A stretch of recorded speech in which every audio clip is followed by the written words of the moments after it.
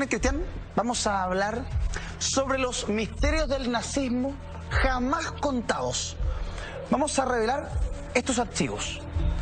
Cristian, ¿cuáles son los principales misterios que jamás se han contado sobre el nazismo? ¿Qué podemos decir sobre el origen del nacionalsocialismo? Vamos a entrar entonces en materia del nazismo. Es importante decir ciertas cosas, ¿ya? Antes de entrar propiamente tal en el origen, Eduardo. Mira, la historia, como lo dijimos al principio con los mayas, la han escrito los pueblos ganadores. En este sentido, los que triunfaron en la Segunda Guerra Mundial han escrito una historia, pero no han hablado del misterio nazi. ¿Cómo llegó Hitler a tener tanto poder? ¿Era un suprahumano o un dictador demente? ¿Un suprahumano? Suprahumano. ¿Por qué odiaban tanto a los judíos? Son preguntas que en el fondo nosotros hoy día les vamos a ir dando una respuesta. Y para introducirnos de lleno en el tema, un poquito antes del origen, decir lo siguiente. Para los sabios nazistas, Hitler venció perdiendo porque logró la inmortalidad. Hasta el día de hoy, una de las figuras de las cuales más se escribe es Adolf Hitler. Pues bien, logró la inmortalidad perdiendo y al mismo tiempo, según estos sabios nazistas, comenzó lo que fue la revelación del nazismo oculto, que es la doctrina que no se le enseñó al pueblo alemán en la Segunda Guerra Mundial y que la preservó la Orden Negra de las SS nazi, y que se fue divulgando esto después de la guerra en ciertos grupos de élite intelectual, como el chileno Miguel Serrano. Miguel Serrano fue un intelectual nazista que obviamente trajo mucho de esta doctrina que no se conoció del nazismo, que es lo oculto, es el misterio. De eso vamos a hablar hoy día. Obviamente parte de esto va a ser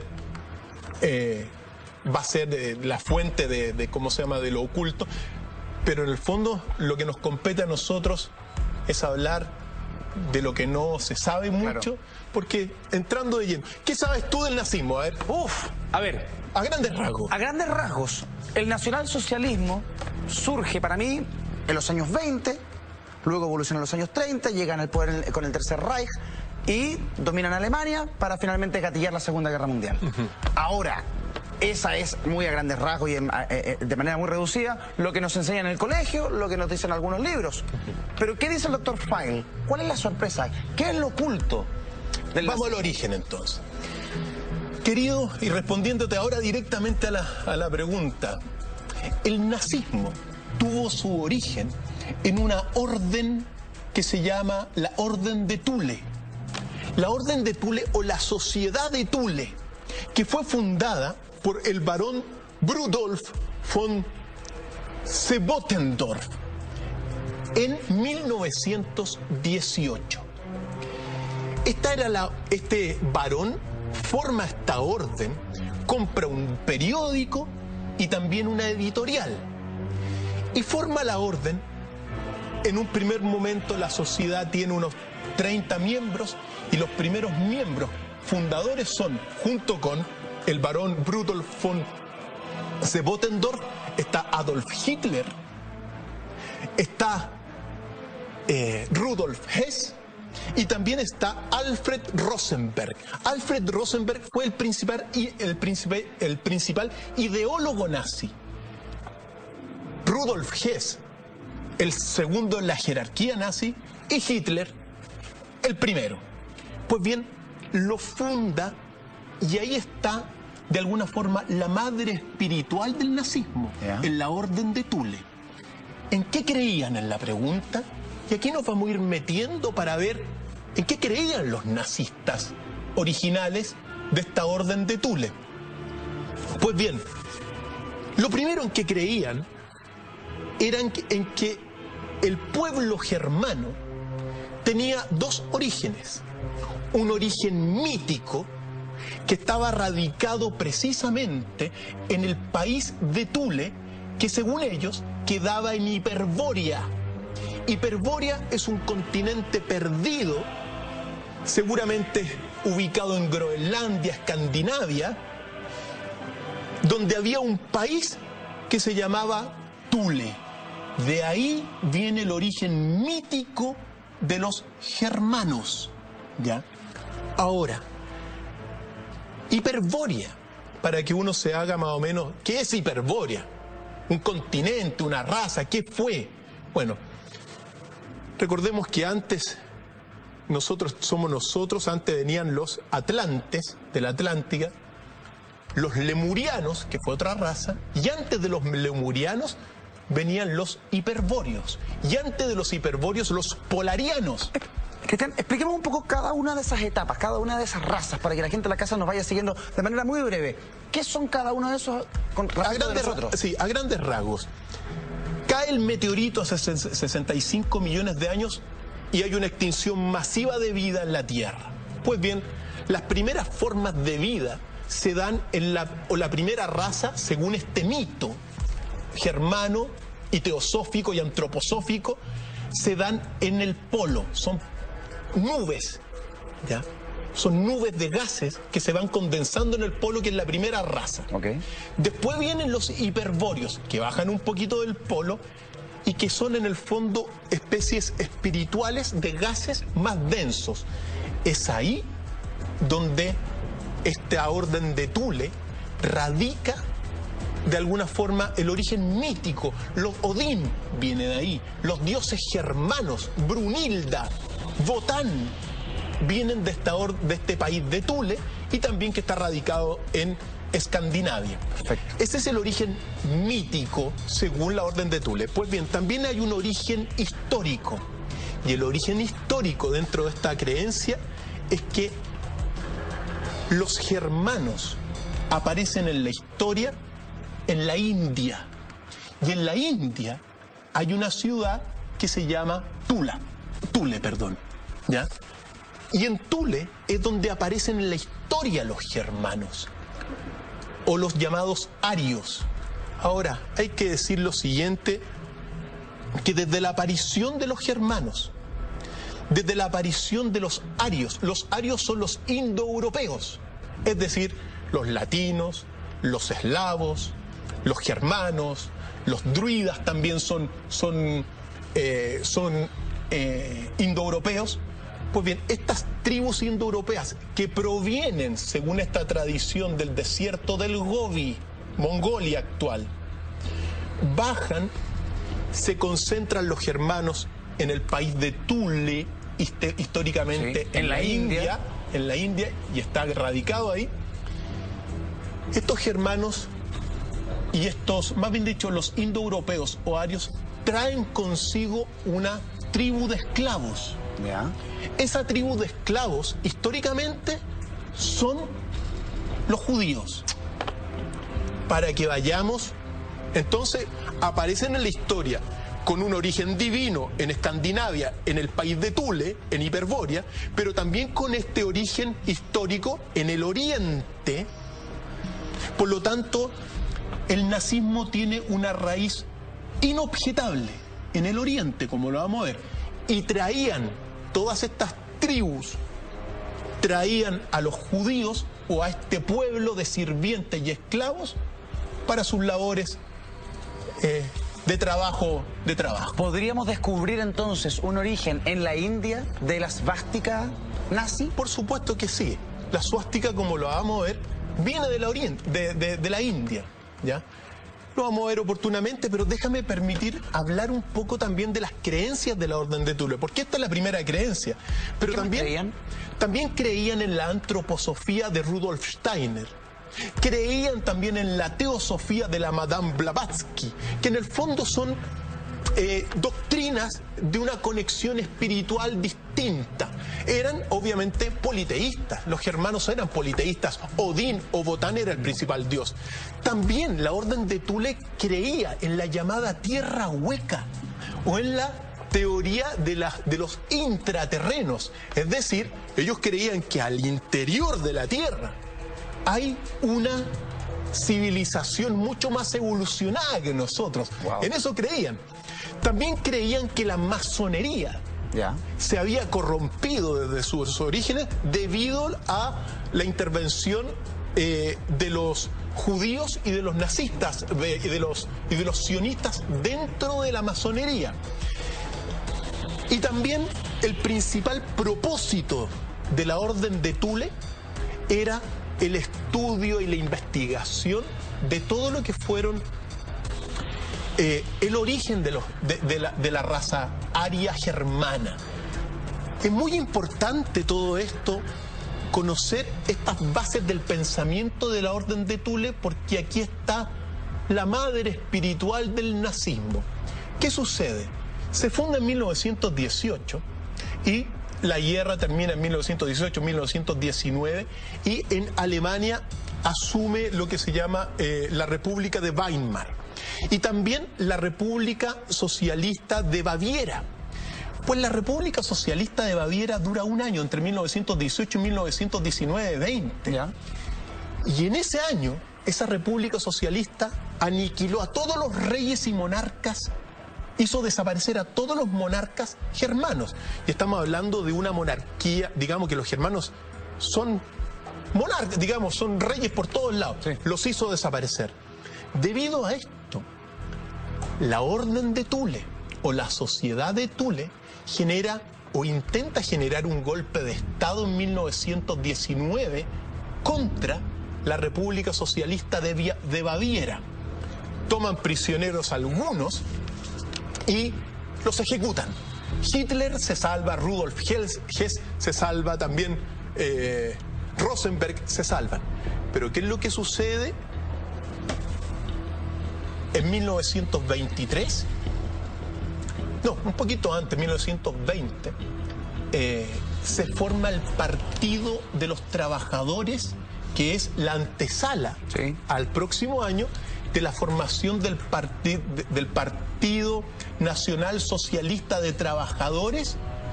En estos dos partidos, Hitler es el primer, prácticamente es miembro fundador. Entonces, debido a todo este acontecimiento, se forma el partido, en el fondo el Partido Socialista, Nacional Socialista de Trabajadores alemán, es el partido nazi. Eso se hace en 1920 y en 1923 se funda la Orden Negra de las SS. Y esto es relevante. ¿Por qué? Porque por un lado estaba ya consolidado el poder político de Hitler y por otro lado la Orden Negra de las SS heredó todo el poder, todos los conocimientos, todo el simbolismo que viene de la sociedad de Thule. Por lo tanto, cuando uno se da cuenta que en realidad la matriz del pensamiento nazista está en la Orden de Thule, al mismo tiempo quien lo hereda es, en el fondo, la SS nazi. La SS nazi que llegó a tener en su momento dado 250.000 personas.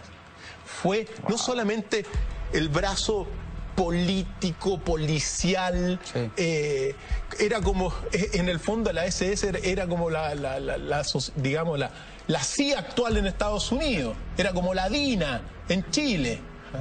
Pero el brazo más armado, más duro. Más duro, policial. Y fíjate tú, se fundó con inspiraciones en la Orden del Temple o los Caballeros Templarios. Fue un modelo para la SS nazi. También los jesuitas fueron un modelo para la SS nazi. Jesuitas. Los jesuitas también. Y también los llamados camisas negras de Italia. Fueron inspiraciones en la organización de la SS nazi.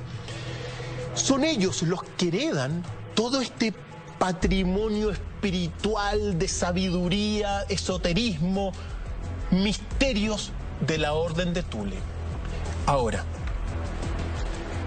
en 1925, porque la sociedad secreta de la SS se funda en 1923, pero en 1925 asume su jefatura Heinrich Himmler hasta 1945. Y es en ese momento cuando logra su gran organización, donde logra finalmente 250.000 efectivos, ¿ya? Y que era como la guardia pretoriana. Incluso, para ir entendiendo, cuando se forma la SS, se forma para proteger a Hitler. O sea, ¿quién es Hitler? ¿Quién es Hitler para formar una orden que lo va a proteger a él? Y después se transforma en lo que se transformó institucionalmente. Ahora, uno tiene que entrar ahora de lleno en cuál es la visión que tenía la SS nazi, porque es la SS nazi la que va a guardar todo esto que estamos conociendo, que no se reveló a la población alemana del siglo XX y que lo transmitió secretamente entre algunos. Y estoy seguro también de los 250.000 serán los 12 que guardaban, digamos, los generales de la SS, los que sabían algo de todos estos secretos. La cosmovisión nazi es simple.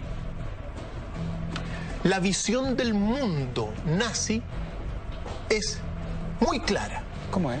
El mundo es una guerra cósmica.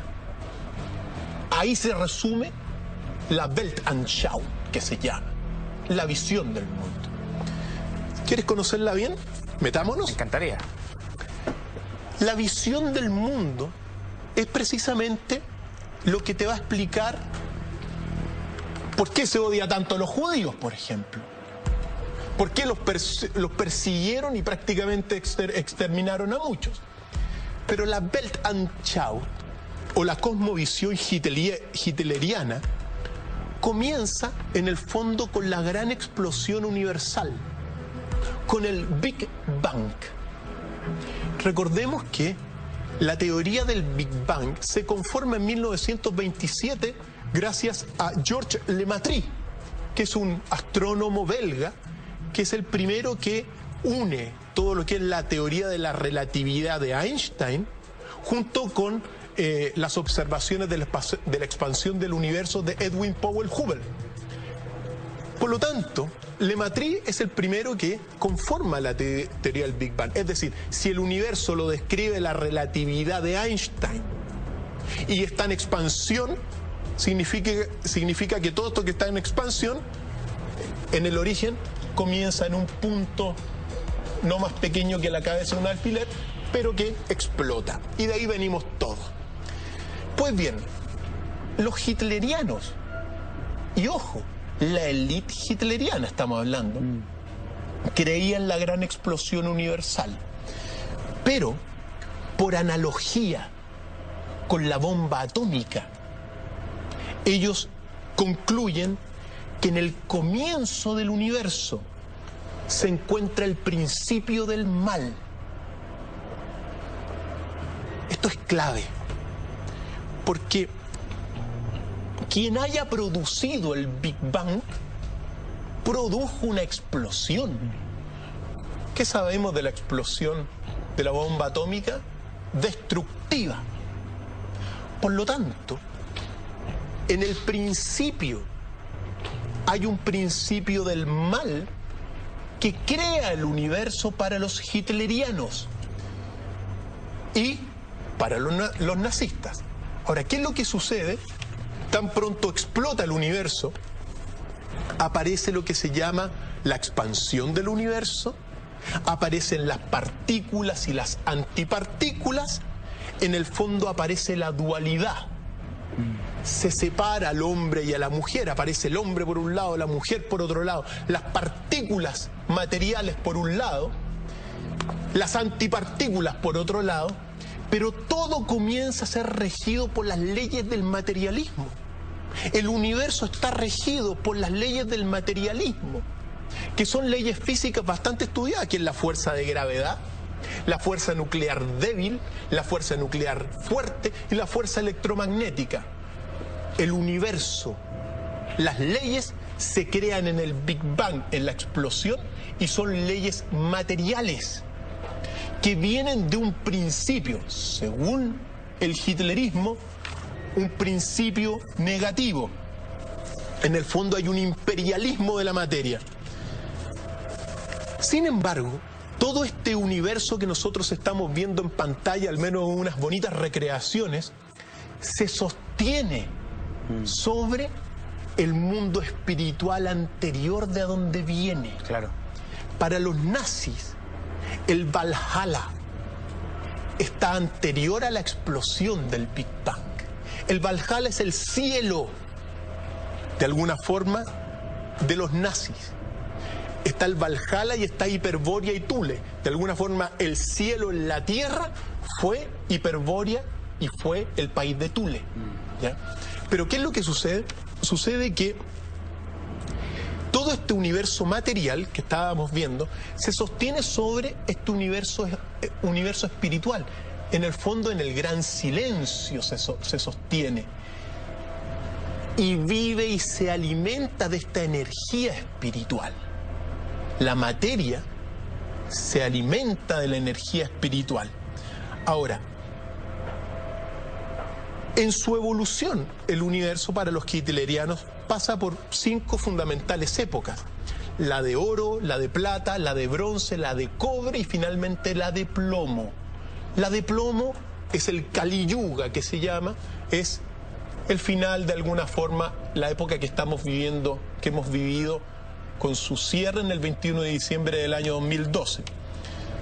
En este sentido, el cosmos que nosotros vemos desde la explosión, que tiene 13.600 millones de años, más que una máquina, es un pensamiento para los nazis, pero es un mal pensamiento.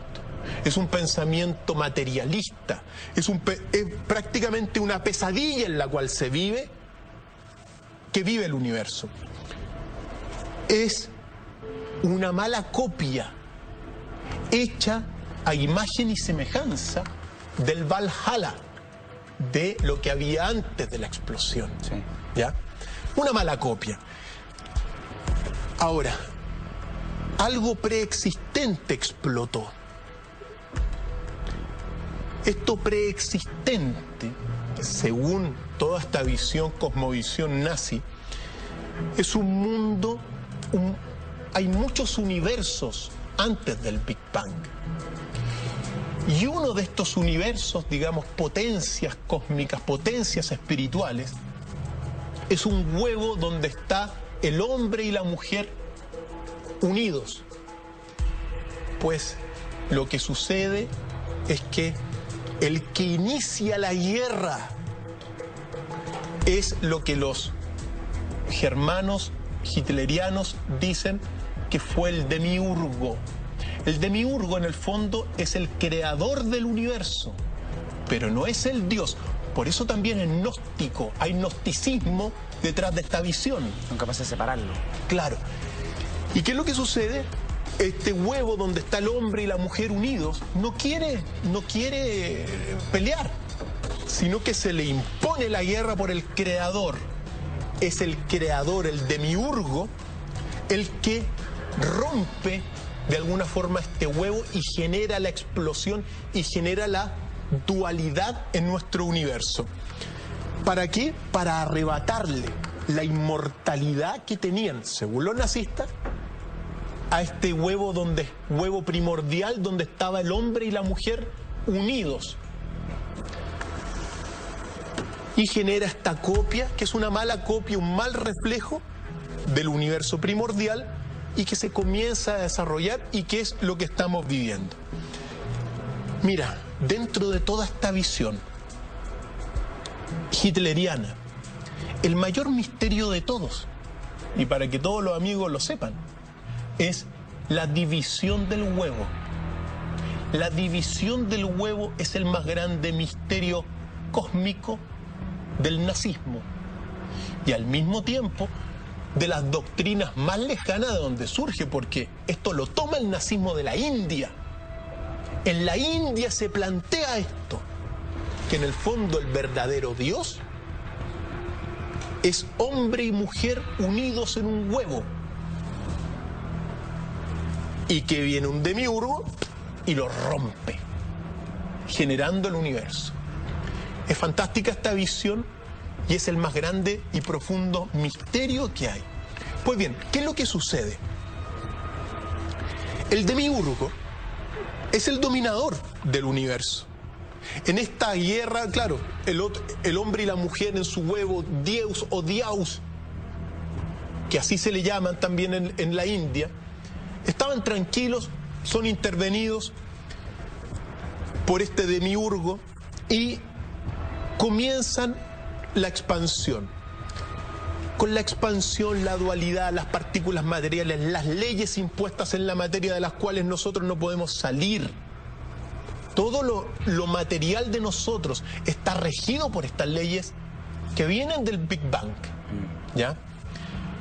Pues bien, el demiurgo toma y crea a seres humanos. No crea seres humanos, crea en el fondo animales máquinas. Ya. Para que trabajen para él, para guardar, porque en el Big Bang también el espíritu vivifica la materia, y lo que quiere el demiurgo, según esta visión, es la inmortalidad, y la inmortalidad se va a ir dando a través del eterno retorno, es decir, tú mueres, pero tú tienes un hijo, tu hijo muere, pero viene otro hijo, y todos estos trabajan ¿para quién? Para el demiurgo. ¿Ya? Pues según esto, cuando se ve que en el fondo el demiurgo ha generado un ejército de hombres máquinas, antes de la historia, ¿ya? Esto es prehistórico o protohistórico, pero que trabajaban, los seres inmortales del Valhalla envían y se mezclan con estos hombres máquinas y crean a los seres humanos de alguna forma, o a muchos de estos seres humanos que vendríamos a ser cuando, mire, incluso se habla en las tablillas sumerias que los dioses se mezclaron con los hombres, con las hijas de los hombres. Eso es lo que se narra acá. Entonces, cuando se mezclan, aparecen en el fondo los indoeuropeos, los arios.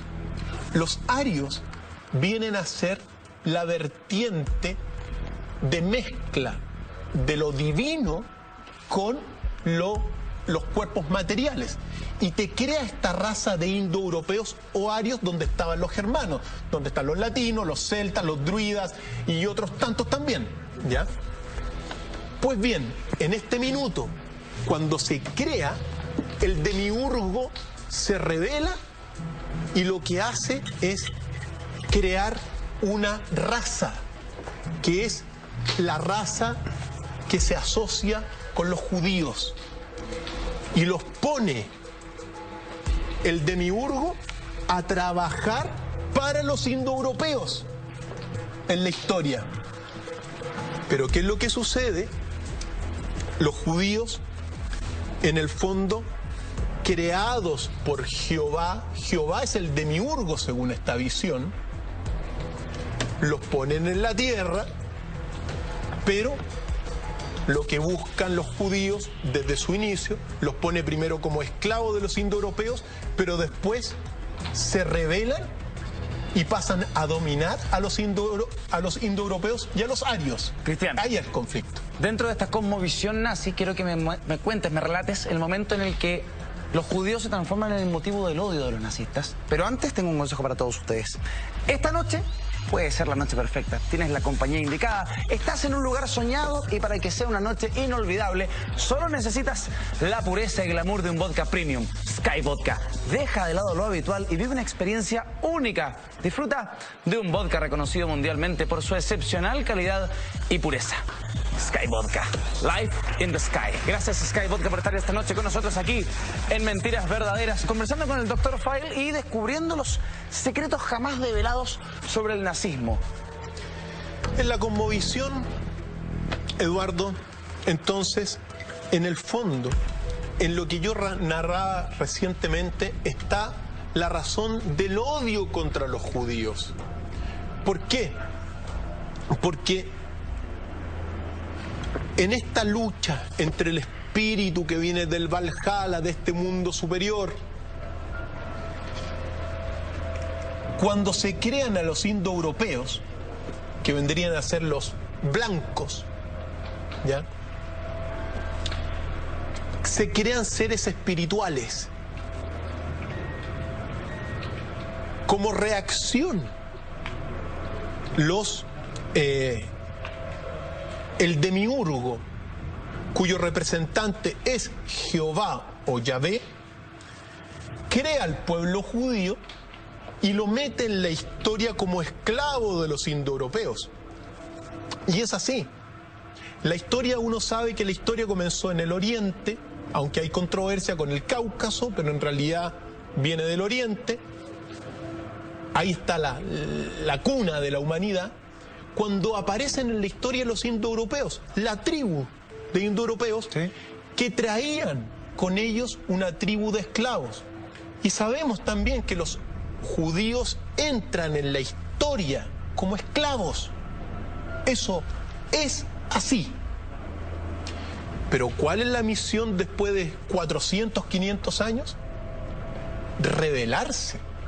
Los judíos se rebelan siguiendo a Jehová y con el paso del tiempo terminan dominando a todos los indoeuropeos, que en la actualidad, hoy día los judíos son los dominadores del mundo, por decirlo así, a través de Estados Unidos, de Inglaterra y de otros países. Por lo tanto, que no nos extrañe la razón del holocausto judío, en el sentido de que este hitlerismo veía en los judíos la encarnación de todo lo malo. Pero si uno lo mira desde el presente, se da cuenta que aparecen en la historia los judíos como esclavos. A nadie le gustaría estar eternamente como esclavo. Y con el paso del tiempo han sido los elegidos y han sabido sobreponerse a una condición indigna de la persona humana, que era la que estaban sometidos en el origen de la humanidad. Pero esa es la cosmovisión, ¿ya? La suástica, si quieres, tiene mucha importancia. Hay gente preguntándonos por la suástica. La suástica. ¿Qué es lo que sucede? Que cuando comienza el Big Bang, según la cosmovisión,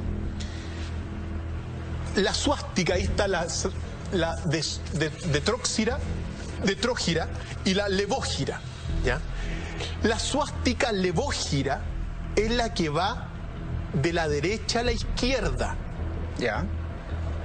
Y la de Trógira va de la izquierda a la derecha. ¿Qué es lo que sucede? Que esto es un símbolo antiquísimo. Es un símbolo que viene, mira, tiene su origen nuevamente, tú lo puedes encontrar en algunas runas de Escandinavia, de Groenlandia, pero también es un signo de la India. Mira. Y que vienen nuevamente Escandinavia y la India. Hiperbórea, claro. Esta suástica, Esta es la suástica. ¿De qué nos habla? ¿Qué simboliza? ¿Qué simboliza? Esta es la suástica levógira, esta es la nazi, pero la de Trógira es al revés. Gira de derecha a izquierda. Así es. ¿Qué es lo que sucede? Que cuando comienza el universo comienza a moverse, ¿ya? Y comienza a moverse representado por este símbolo, representa el movimiento del universo, que es la suástica de Trógira, ¿ya? Que es el mismo movimiento en torno de la rotación, ¿ya? Ya, sí. Entonces, te simboliza en el fondo un orden de leyes físicas a las cuales el mundo, el hombre, está amarrado. El hombre debe ceñirse a este orden. A este orden. Y en el fondo, claro, nosotros no podemos dejar, digamos, impedir que la Tierra gire de izquierda a derecha. No se puede. Son las leyes impuestas por el demiurgo, según esta visión. Pero ¿qué es lo que hace, entonces, según el mito? Odín, porque Odín es el gran dios germano, en Hiperbórea, antes de morir y digamos, reencarnarse, Odín lo que hace, según el mito, es invierte el sentido de la suástica y la hace levógira, que significa en el fondo que hay que retroceder todo y volver al origen. No seguir con este ritmo, porque es un ritmo en el cual nosotros estamos encadenados. Es el llamado sol negro. Es decir, al revés, la suástica significa que se mueve, pero en el fondo va a ir en contra de todo el sistema físico en el cual nosotros estamos sometidos, como sale ahí aquí en pantalla. Claro, la de la izquierda de la pantalla, la de Trógira, representa las leyes físicas del universo, la rotación de la Tierra. Perfecto. ¿Ya? Y la levógira representa lo que según el mito hizo Odín. El nazismo lo que va a hacer es volver al origen. Claro. ¿Ya? Volver al mundo primordial del Valhalla, o más bien dicho, intentar volver a ese mundo, ¿ya? Por lo tanto, ese es el gran simbolismo. Es un simbolismo, obviamente, que tiene que ver con que Hitler lo aplica en todo, incluso en la guerra. Fíjate tú cómo comienza la guerra. La guerra comienza contra Polonia, y de Polonia se va a Dinamarca. De Dinamarca se va a Francia, de Francia se va a Grecia y de Grecia se va al Cáucaso. ¿Te das cuenta? Invirtiendo el proceso, queriendo en el fondo instaurar un nuevo orden sobre la Tierra. Cristian Contreras, ¿quién fue realmente Adolf Hitler? Quiero que me lo respondas a la vuelta de esta pausa comercial. Regresamos. Esto es Mentiras Verdaderas en las pantallas de la red. Ya volvemos. Hemos regresado esta noche de Mentiras Verdaderas con el Dr. File, Cristian Contreras Radovich, revisando los misterios ocultos del nazismo. Y te preguntaba antes de irnos a la tanda, ¿quién fue realmente Adolf Hitler? Ayúdame tú. Ah, no, me guiaste. O sea, ¿qué podemos decir de este personaje histórico? ¿Qué? Líder. Ok. Líder político, quizás hasta espiritual, me atrevería a decir. Un líder, además, tremendamente carismático, por muy maligno como nos lo presenta la historia y como fue, pero seguido por las masas durante los años 20 y también durante gran parte de los años 30, y que terminó finalmente desencadenando la Segunda Guerra Mundial. Ahora, ¿es ese Adolf Hitler? Es lo que quiero saber. Es parte, pues, es parte. Y como tú lo decías, toda la gente conoce al Adolf Hitler de la historia. El Adolf Hitler, que lo vemos en pantalla, canciller, presidente, para muchos un dictador de mente despiadado también. Sí, claro. Un psicótico, tenía unos arranques de ira inexplicables. Su objetivo fundamental era establecer un nuevo orden sobre la base de la hegemonía nazi y alemana por sobre toda Europa. Participó también en un golpe que se llama el Putsch de Múnich en 1923, en el cual se hace prisionero durante un poco tiempo. En la cárcel escribe, vale la pena señalarlo, escribe Mein Kampf, mi lucha, sí, ¿ya? Junto con el apoyo de Rudolf Hess en cárcel. Cuando sale de la cárcel, él tiene tres grandes, digamos, es un retórico, y yo creo que pocas veces en la historia se ha visto a alguien con un verbo, con una palabra tan profunda y que cautivó a todo el pueblo alemán de aquel tiempo. Un líder magnético.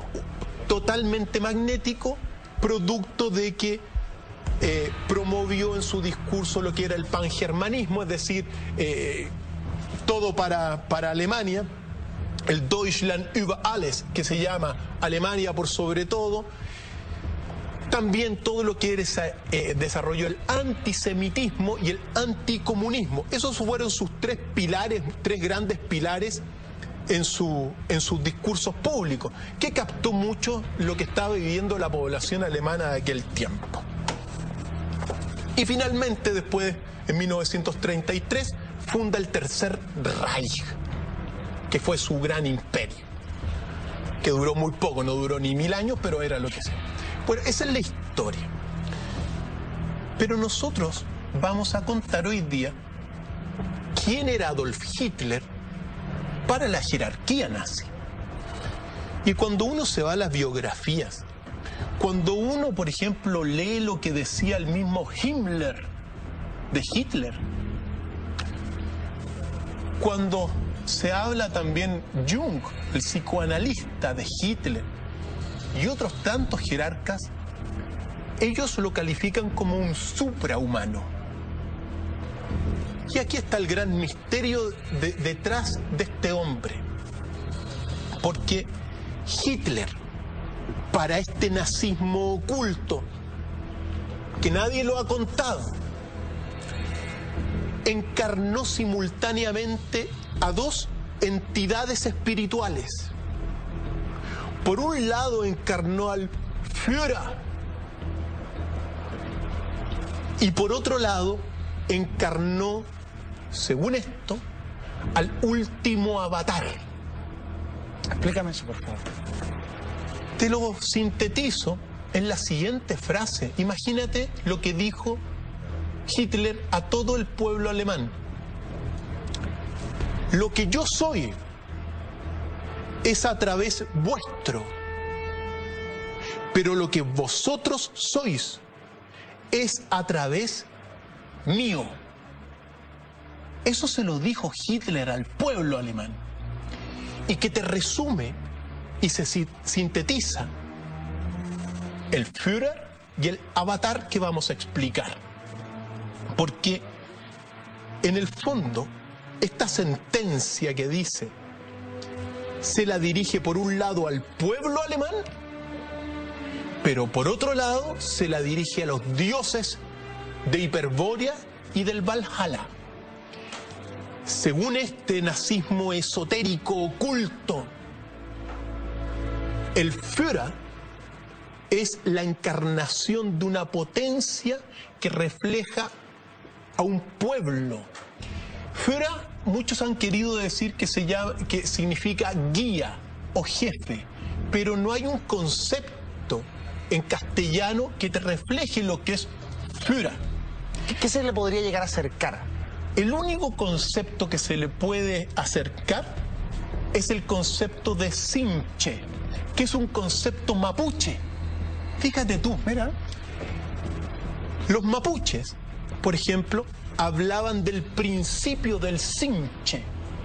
El Tsimshe es en el fondo el reflejo del alma de un pueblo que se encarna en un toqui, en Caupolicán. Caupolicán, de alguna forma, refleja esto. No solamente es un guía, no solamente es un jefe. Caupolicán refleja el alma guerrera del pueblo mapuche. Lo mismo que Führer. Por lo tanto, esto es tremendamente relevante. Porque primero destacar siempre a nuestros queridos mapuches. Nosotros todos somos aquí, tenemos mezclas de mapuche, todos somos mapuches. Grado, claro.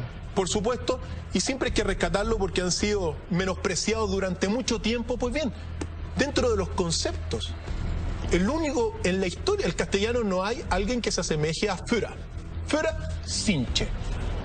Caupolicán hace las veces, de alguna forma, en este sentido, de Hitler. Ahora, ¿qué es lo que sucede? El Führer es una proyección colectiva del alma de un pueblo cuando está viviendo un periodo o una época de desgracia, que es lo que le ocurría a la Alemania post Primera Guerra. El Führer, por lo tanto, se hace consciente y, según esta tradición, toma el cuerpo de Adolf Hitler y pasa a ser Hitler el gran general, el gran guía,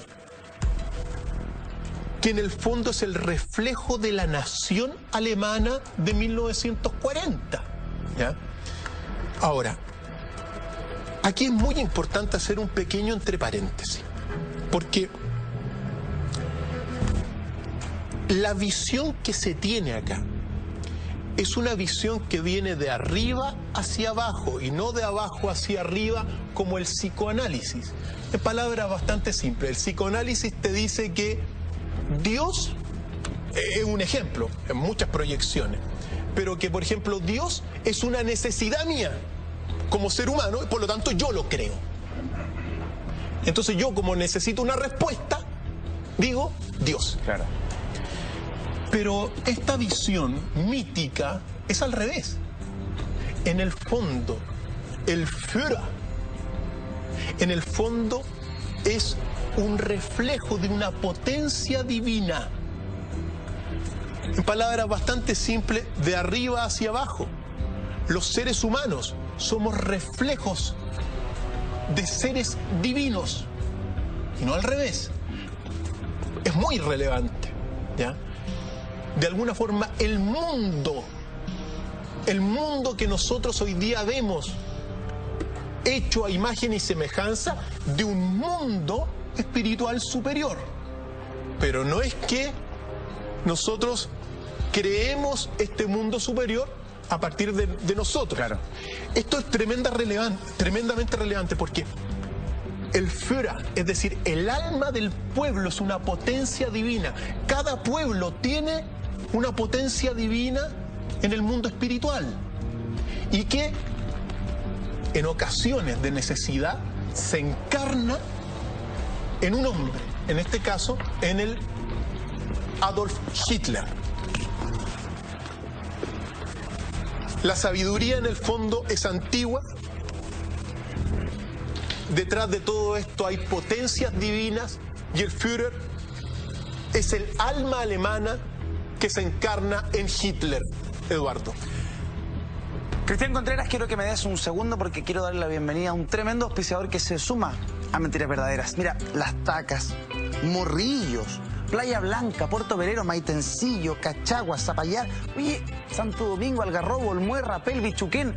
Porque este verano, de abrir tu quitasol a abrir tu despensa, hay un solo clic de distancia. Gracias a Jumbo.cl, que lleva tus compras a la puerta de tus vacaciones, ofreciéndote mayor cobertura, puntualidad y surtido con la calidad de siempre. Jumbo.cl, tus compras en la puerta de tus vacaciones. Jumbo.cl, bienvenidísimos a Mentiras Verdaderas. Por favor, se quedan con nosotros el tiempo que quieran. Maravilloso, bienvenido a Jumbo.cl. Si usted se va de vacaciones a todos esos destinos y más aún, Jumbo.cl, a la puerta de tus vacaciones. Cristian Contreras Radovich, avanzamos en la conversación sobre el nazismo y sus secretos.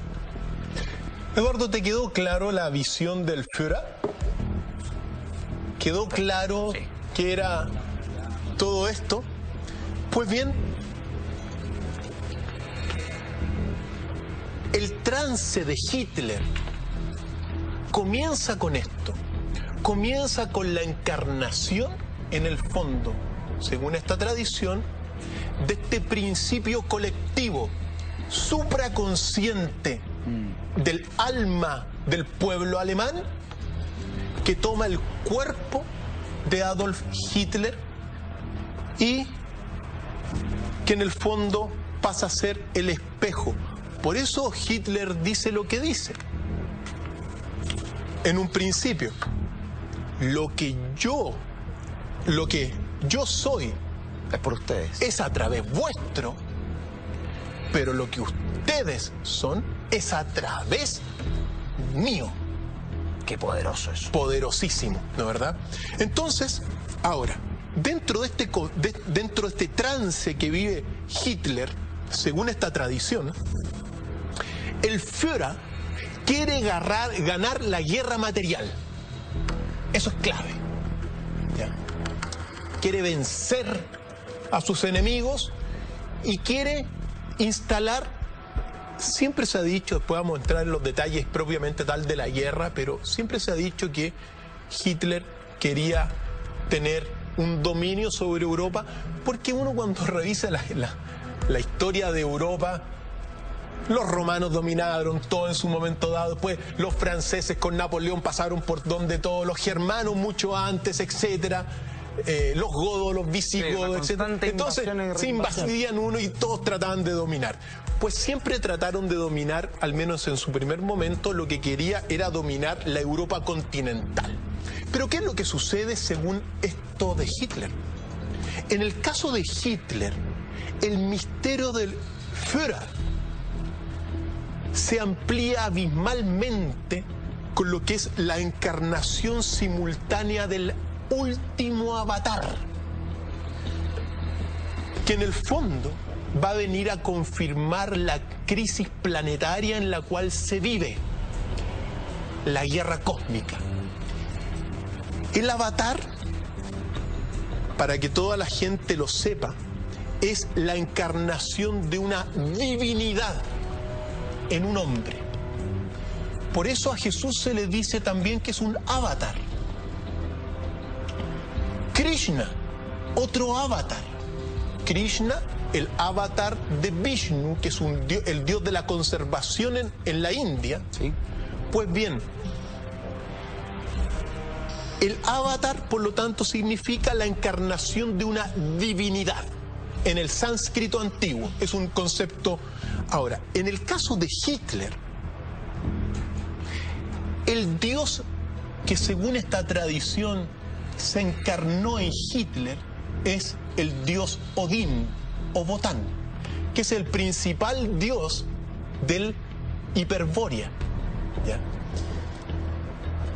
En la mitología nórdica, este dios no solamente era guerrero, sino que también era sobre todo más que guerrero, Odín era el dios de la sabiduría germana, era de la poesía, de la magia, de la profecía, de la victoria y de la caza. Y vivía, obviamente, su más remoto origen está en el Valhalla, pero se encarna en Hiperbórea, en Thule, y tiene un caballo de 8 patas, por ejemplo, Sleipnir, y es el momento donde Hitler de alguna forma se da cuenta también de esta encarnación. Es muy importante decir lo siguiente: así como el Führer se encarna cuando se encarna en un hombre, se encarna permanentemente el Führer, Ya. según esta tradición. Pero el avatar se encarna temporalmente, es decir, ingresa y se va, ingresa al cuerpo y se va el Dios. No es permanente. ¿Ya? La pregunta es cuándo entonces Hitler se da cuenta de esta revelación. Y según August Kubitschek, que es un biógrafo que escribió un libro, Adolf, mi amigo de juventud, él cuenta que iba con Hitler a ver y a escuchar muchas óperas, pero que a los 17 años fueron a escuchar la ópera Rienzi de Richard Wagner. Y según cuenta Kubitschek, siempre después de las óperas y de los conciertos, Hitler las comentaba, tenía 17 años, las comentaba, las criticaba, las conversaba. Pero después de escuchar Rienzi de Wagner, quedó en un total silencio. Se fueron a su casa. Le preguntó Kubitschek, ¿qué pasa? No me hables, le dice. Y Hitler se va caminando y se va a un cerro a estar en silencio y a estar solo. La quiero compartir contigo, con la gente que nos está viendo a esta hora de la noche en Mentiras Verdaderas. Esto es lo que dejó perplejo, atónito a Adolf Hitler a los 17 años. Rienzi de Wagner. Mira.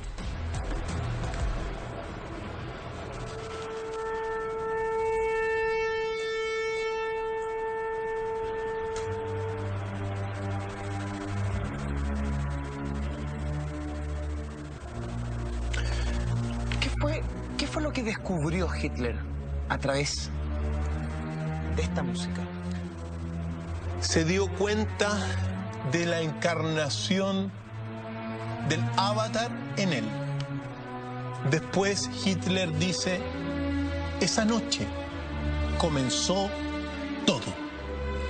A los 17 años, escuchando esta música, se dio cuenta de que el dios Odín se había encarnado en él durante esa noche. Y él lo dice, ahí comenzó todo. Son fantásticas estas músicas y vale la pena recordar, porque esto fue lo que marcó a Hitler cuando era joven. Y se transforman finalmente en documentos históricos. Esta noche estamos aprendiendo con Cristian Contreras Radovich. Quiero saber los detalles ocultos del origen de la Segunda Guerra Mundial, gatillada por el nazismo, gatillada por Adolf Hitler. Pero todo a la vuelta de esta pausa comercial. Regresamos, no se vayan, ya volvemos. Hemos regresado a las pantallas de la red haciendo Mentiras Verdaderas. Y este jueves, en vivo y en directo, cuando son las 11 de la noche con 56 minutos, hablamos con el Dr. File sobre los secretos del nazismo. Hay harta gente que nos está comentando a través de las redes sociales, ustedes pueden hacerlo. Ahí está el hashtag DrFileMB. Laguna Grande, veo los misterios del nazismo por la red con Dr. File. Dr. File, buenísimo, Pablo Agüero. Muy interesante, felicitaciones, dice Iván Queros. Brian Collao, gran aporte cultural, Dr. File. Antonia dice, siempre tienen buenos temas con Dr. File, pero hoy se pasaron. Excelente. Se agradece la cultura que entregan. Gracias a ti por acompañarnos, Antonia. Hay otra chiquilla que dice, espectacular el tema, pero también me casaría con Dr. File. Ciudadano Plamer, buen programa y educativo. Antonio Barros, muy interesante el análisis de los misterios del nazismo. Dr. File MB, nada mejor que culturizarnos en Mentiras la Red con Dr. File, que nos manda saludos. Bruno Rometti, gracias a toda la gente que nos está sintonizando. Una tremenda sintonía esta noche de jueves en Mentiras Verdaderas. El drama. Déjame decirte del drama antes de la pregunta que me ibas a hacer. La tengo ahí, me lo guardo. Sí. El drama del Führer y del avatar es que en el fondo el avatar no quiere ganar la guerra material. La lucha en el interior de Hitler se da entre el Führer, que quiere ganar la guerra material, y según esto entre el avatar, que no la quiere ganar, sino que quiere ganar la guerra espiritual, Eduardo. Vamos a seguir conversando sobre todos estos misterios que hoy estamos revelando, pero antes tengo un consejo para todos ustedes. Ya, ¿sabes qué más? Estoy listo para el verano.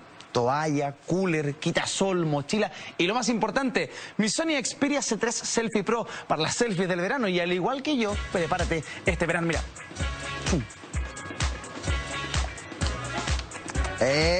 Claro, al igual que yo, prepárate este verano portándote Entel y llévate un increíble Sony Xperia C3 Selfie Pro y aprovecha, claro, porque te lo puedes llevar por 0 pesos cuota inicial equipo, contratando tu plan multimedia desde 29.990 pesos mensuales. No te pierdas esta oportunidad llamando al 600-367-7000 o en entel.cl. Entel, vivir mejor conectado. Gracias, Entel, por estar con nosotros esta noche aquí en Mentiras Verdaderas. Seguimos conversando con Cristian Contreras Radovich sobre los misterios del nazismo, Cristian. Así es, Eduardo. Lo que sucede entonces es que el avatar que se encarna en Hitler quiere ganar la guerra espiritual y no la material.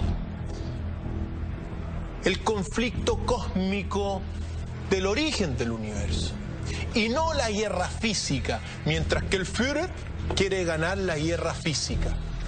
Finalmente, uno lo que puede decir es que triunfó el avatar que había en Hitler, porque al final la sentencia es clara. Al final, lo único que queda es el alma, Por lo tanto, lo que tenía que hacer Hitler era, más bien dicho, más que lo que tenía que hacer Hitler, lo que según esta tradición hizo el Avatar fue triunfar en la pérdida material a través de dos cosas: de la inmortalidad de la figura de Hitler que se logró y de la revelación posterior de toda esta tradición que no fue revelada a la población alemana del siglo XX. Por lo tanto, el conflicto cósmico también se da en Hitler, según esto. Se da un conflicto entre algo material y algo espiritual. Según todos los cercanos a Hitler, era un suprahumano. Y así fue como se genera la guerra. ¿Cómo fue que este suprahumano gatilla la Segunda Guerra Mundial? Claro, porque podríamos hablar de las primeras invasiones, la invasión a Polonia, pero ¿hay algo más? ¿Hay algo que no nos han dicho los libros? Por supuesto que sí. Más bien dicho, lo han dicho muy pocos libros, y aquellos libros que lo han dicho, la historia lo ha tratado de... Esta historia vencedora lo ha tratado de borrar. Pero como nosotros estamos en la nueva época y las predicciones, recordemos las predicciones, la restitución del corazón de la historia. Sí. Predicción maya, que de lo que partimos hablando hoy día. Pues bien, uno sabe que las causas de la guerra mundial son múltiples causas. Los nacionalismos después de la Revolución Francesa, la creación de los ejércitos también en defensa de los pueblos, toda la revolución filosófica alemana. Pensemos que después de la revolución, digamos en el periodo del siglo XVIII y XIX, el gran pensamiento filosófico es el alemán. Aparece Kant, Feuerbach, Immanuel Kant, claro. Fundamentales, antes Leibniz, Nietzsche, Schopenhauer, ¿cuántos otros? Jasper, Spengler, o sea, el pensamiento, entonces hay una ebullición de pensamiento, así como la revolución política fue la francesa, la revolución económica, digamos, la revolución industrial fue la inglesa, la revolución filosófica alemana es otra causa. Otra causa también de la guerra mundial es la Segunda Guerra Mundial es el darwinismo social. El darwinismo social que te dicen que en el fondo la raza blanca es más apta y tiene el derecho de dominar a otras razas. Mira. Es decir, también influye. Influye también las consecuencias de la Primera Guerra Mundial, ¿no verdad? O sea, todo lo que fue el Tratado de Versalles, donde Alemania tiene que estar pagándole todo el rato a los vencedores, les quitan sus colonias, por lo tanto la República de Weimar vive realmente de 1919 a 1933 una depresión económica, pero aquí está la guinda de la torta y la controversia que hay a nivel de los historiadores sobre las causas de la guerra. Esas son algunas causas conocidas, pero hay tres causas que vienen directamente de Hitler. La primera causa: Hitler, cuando toma el poder, lo que hizo fue fijar los precios. Eso no es acorde con la teoría de libre mercado. Claro. ¿Okay? Fijó los precios. Primera, reemplazó el patrón oro por el patrón trabajo. La economía se fundamenta en el trabajo, no en el oro. Segundo elemento contra el sistema de libre mercado de Adam Smith, Ricardo y cuantos otros. Y lo tercero, y esto fue lo que gatilló el bloqueo antes de la guerra y que detonó la guerra. Hitler, hay un acontecimiento que incluso hay unas filmaciones, o al menos un tape de grabación. Hitler sale por la puerta de Brandeburgo y se acerca a una señora y le dice: señora, si yo le presto a usted un ropero, usted no me devuelve un ropero y medio, me devuelve un ropero. ¿Qué significa?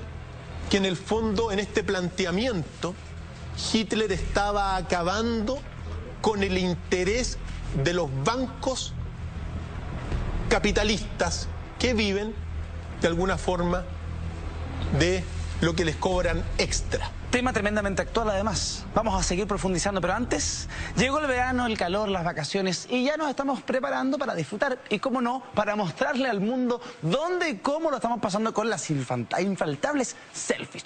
¿Viste? Todo el mundo lo anda haciendo. Y qué mejor que hacerlo con tu Sony Xperia C3 Selfie Pro, que si te portas a Entel te lo podrás llevar por 0 pesos cuota inicial equipo, contratando tu plan multimedia desde 29.990 pesos mensuales. No te pierdas esta oportunidad llamando al 600-367-7000 o en entel.cl.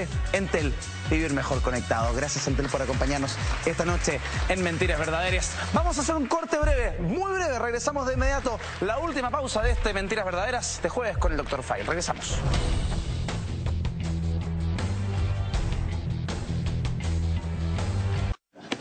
Estamos de vuelta conversando con Cristian Contreras Radovich en vivo y en directo.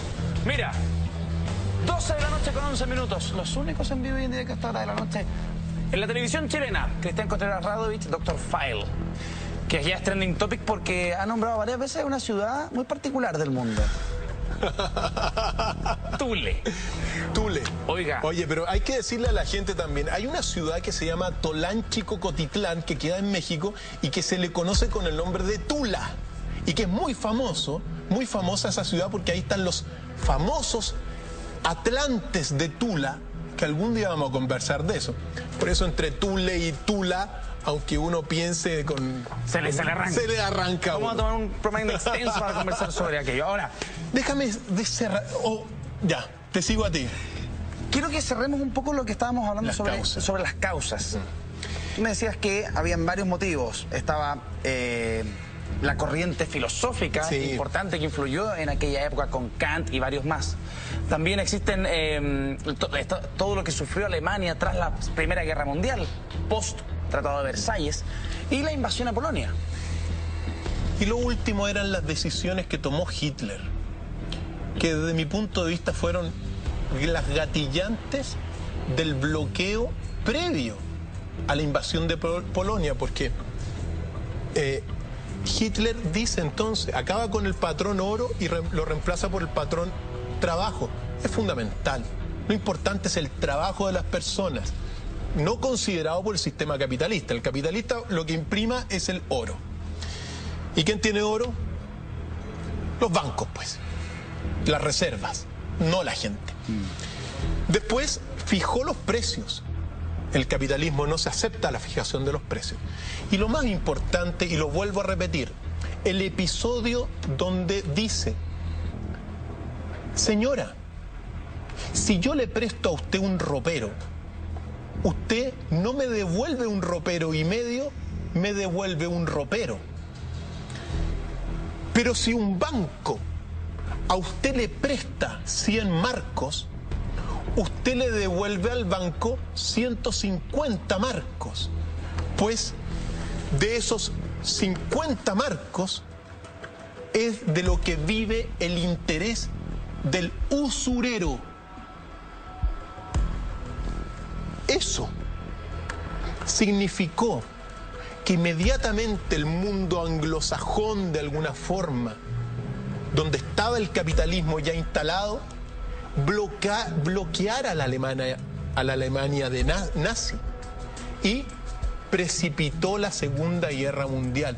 Porque en el fondo Hitler lo que estaba diciendo, otro orden económico. Se acabó con el interés.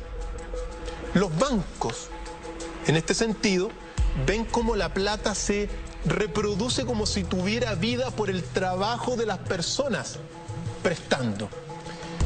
Y gran parte de los judíos obviamente son dueños de los bancos. Guerra, pues. Esas son las causas, en el fondo, ¿ya? De esta situación y evidentemente lo que generó la Segunda Guerra Mundial. Hay un episodio con el cual queremos concluir. El nazismo da para mucho, ¿no, verdad? Es más lo que no hemos hablado de Hitler, de los jerarcas, de la Segunda Guerra Mundial, pero hemos hecho algo. Sin embargo, hay un episodio que es el llamado misterio del vuelo de Rudolf Hess. Rudolf Hess fue el segundo en la jerarquía nazi. Espera, ¿incluso por sobre Goebbels? Por sobre todos. Por Himmler, Goebbels. Rudolf Hess fue, según muchos, el único que no traicionó a Hitler, o más bien dicho, el que cumplió lo que quería el avatar de Hitler. ¿Qué es lo que sucede? Recordemos Rudolf Hess, segundo en la jerarquía nazi. Estuvo junto con Hitler en la formación de la Orden de Thule. Organizó los Juegos Olímpicos de 1936. Presidente del partido nazi, pero no era en realidad un líder carismático. ¿Ya? Comandante de batallón, experto aviador también. Y fue durante mucho tiempo también secretario directo de Adolf Hitler. Pues bien, hay un episodio tremendamente misterioso que hasta el día de hoy genera una controversia en todos los historiadores que hablan de la Segunda Guerra Mundial, que es el famoso vuelo de Rudolf Hess a Escocia. ¿Ya? ¿Qué es lo que sucedió? La Segunda Guerra Mundial comenzó en 1939, pero para 1941 ya Alemania había dominado Polonia, Dinamarca, Francia, Grecia, y se aprontaba a ir en el frente oriental contra Rusia. Aquí está lo que dice el nazismo. El nazismo dice que Hitler en realidad no es que quería iniciar la guerra, tanta guerra, sino que lo que quería él en el fondo era consolidarse su pangermanismo en la Europa continental. Y de ahí comenzar a avanzar. Pues bien, sumamos a esto el conflicto supuesto, según esta teoría, entre el Führer, que quería ganar la guerra material, y el avatar, que quería ganar la guerra espiritual. Pues Rudolf Hess en 1941, el 10 de mayo, tomó un avión solo. Era el segundo en la jerarquía nazi. Parte hacia Escocia para aterrizar en la pista del duque de Kent o de Hamilton, que se llamaba Jorge y que lo había conocido en 1936, en las Olimpiadas. No puede y cae, se tira por paracaídas, invierte el avión, se tira por paracaídas y cerca de Glasgow. Pues lo que sucede es que Rudolf Hess al otro día lo captura, lo llevan a una guarnición y él dice que viene a hablar los acuerdos de la paz entre Alemania e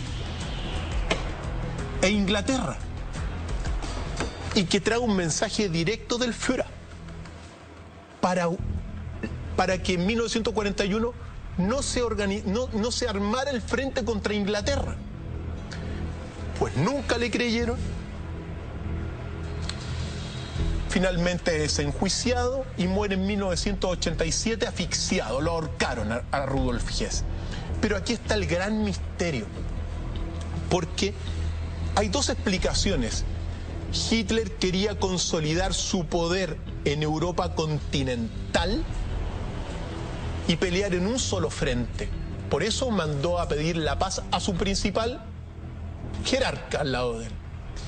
La otra teoría dicen que en realidad lo que quería era generar Rudolf Hess una desestabilización contra Winston Churchill para hacer un gobierno allá proclive a los alemanes. Esas son las dos grandes teorías. Pero lo que sucede es que en el acto de Rudolf Hess de ir a pedir la paz, en gran medida está el cumplimiento de una misión que habría dado Hitler directamente de su vertiente o encarnación del avatar y no del Führer. Por eso es muy relevante darnos cuenta que finalmente Rudolf Hess traiciona al Führer, pero cumple con el avatar. Sea lo que sea, es parte de una historia que se está recién reescribiendo, se está revisando ahora, porque este es el año de la revisión según los mayas. Y hay mucho que aprender, hay mucho que saber de estos misterios de la guerra y del nazismo también. Hay hartas cosas que hemos descubierto esta noche en la conversación, Cristian. A mí me gustaría pedirte algo. A ver, el próximo jueves me gustaría que conversáramos